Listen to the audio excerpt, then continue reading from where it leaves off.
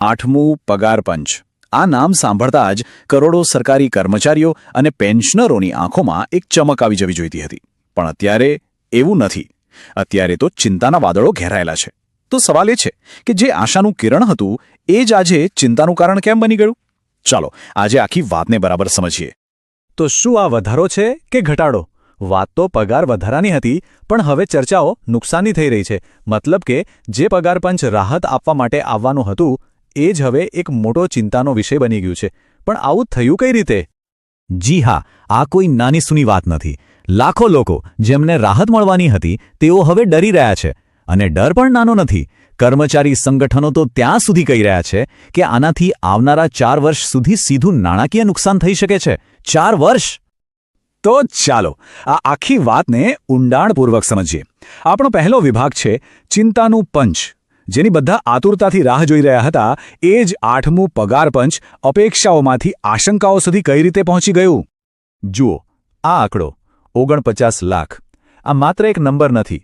આ 49 લાખ કેન્દ્રીય કર્મચારીઓ છે જેમના મનમાં પોતાના ભવિષ્ય અને નાણાકીય સ્થિરતાને લઈને અનેક સવાલો છે. આ મુદ્દો કેટલા મોટા સ્તર પર અસર કરી રહ્યો છે એનો આ એક નાનો પુરાવો છે.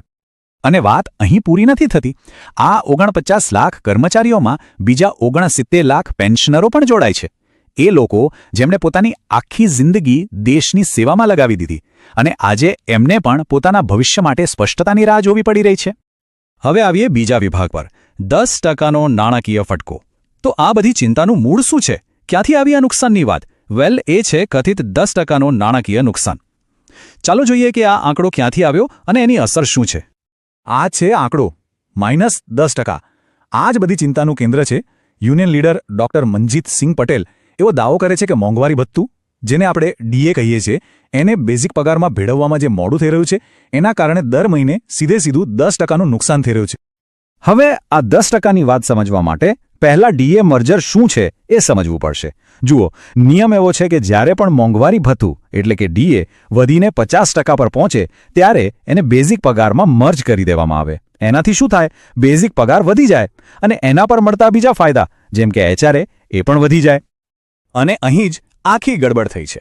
જુઓ, 1 જાન્યુઆરી 2024ના રોજ ડીએ 50% પર પહોંચી ગયો. મતલબ નિયમ પ્રમાણે એને બેઝિક પગારમાં ભેળવી દેવું જોઈતું હતું, પણ એવું થયું જ નહીં.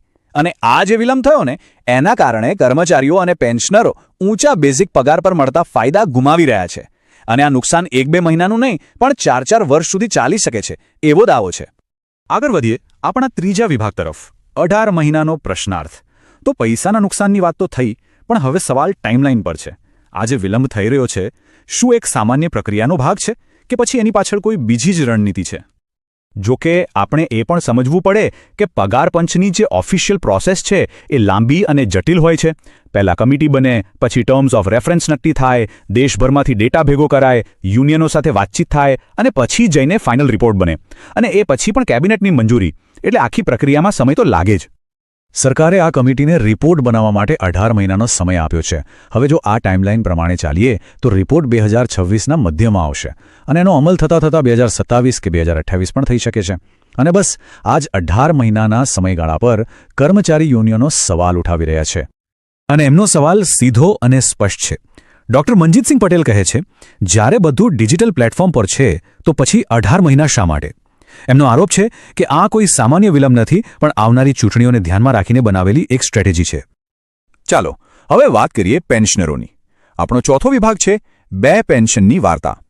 અહીં ઓલ્ડ પેન્શન સ્કીમ એટલે કે ઓપીએસ અને ન્યૂ પેન્શન સ્કીમ એટલે કે એનપીએસ, આ બંને વચ્ચે એક મોટો ભેદ જોવા મળી રહ્યો છે. એક બાજુ છે ઓપીએસવાળા પેન્શનરો, જેમને લાગે છે કે એમના લાભો સુરક્ષિત છે અને એમની માંગણીઓને પણ સામેલ કરવામાં આવી છે. પણ બીજી બાજુ છે એનપીએસવાળા પેન્શનરો. એમના ભવિષ્યના લાભો પર એક મોટો પ્રશ્નાર્થ છે અને એમને એવો ડર છે કે કદાચ 8મા પગાર પંચના ફાયદામાંથી એમને બાકાત કરી દેવામાં આવે. તો આ બધી ચિંતાઓ અને વિવાદોની વચ્ચે યુનિયનોની માંગ શું છે?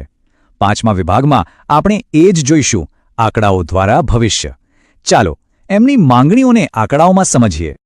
આ બધી માંગણીઓમાં સૌથી મહત્વનો શબ્દ છે ફિટમેન્ટ ફેક્ટર. હવે આ શું છે? વેલ, આ એક ગુણાંક છે, એક મલ્ટીપ્લાયર, જે નક્કી કરે છે કે નવા પગાર પંચમાં બેઝિક પગાર કેટલો વધશે.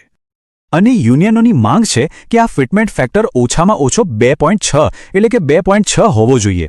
જો આ માંગણી માની લેવામાં આવે તો પગારમાં ખરેખર એક મોટો જમ્પ આવી શકે છે.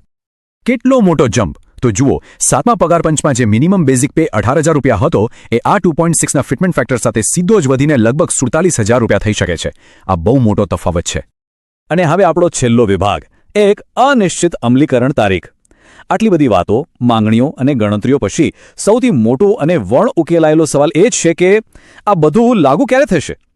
જુઓ, અત્યાર સુધીનો નિયમ એવો રહ્યો છે કે દર 10 વર્ષે 1 જાન્યુઆરીથી નવું પગાર પંચ લાગુ થાય.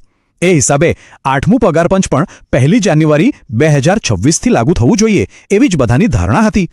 પણ પછી સંસદમાં એક સવાલ પૂછવામાં આવ્યો અને એના જવાબે આખી વાત બદલી નાખી.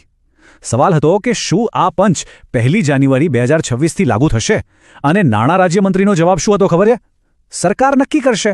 બસ આ એક વાક્યે અમલીકરણની તારીખ પર એક મોટો પ્રશ્નાર્થ ચિહ્ન મૂકી લીધો. અને આ જ આપણને આપણા અંતિમ સવાલ પર લાવે છે. જે પંચનો હેતુ જ નાણાકીય રાહત આપવાનો છે, એ જ પંચનો રસ્તો આજે નુકસાન, વિલંબ અને અનિશ્ચિતતાથી કેમ ભરેલો છે? આ એક એવો સવાલ છે જેનો જવાબ આજે કરોડો કર્મચારીઓ અને પેન્શનરો શોધી રહ્યા છે.